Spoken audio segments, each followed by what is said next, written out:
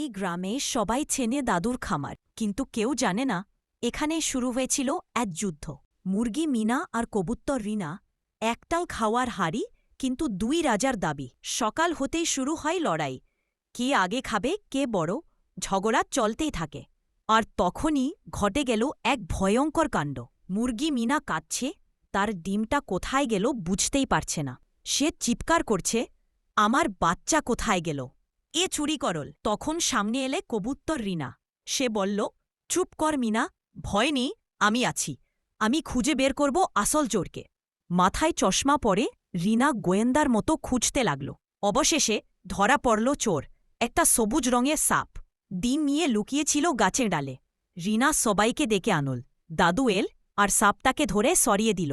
মিনা ডিমটা ফিরে এল। আর তখন মিনা বলল, ধন্যবাদ রিনা, তুই শুধু এক বন্ধু না, তুই বন্ধুত্বের পাখি। শিক্ষা, বন্ধুত্বে মানে শুধু খাওয়া নয়, ভয় আর বিপদে পাশে থাকা, সেটাই আসল বন্ধু।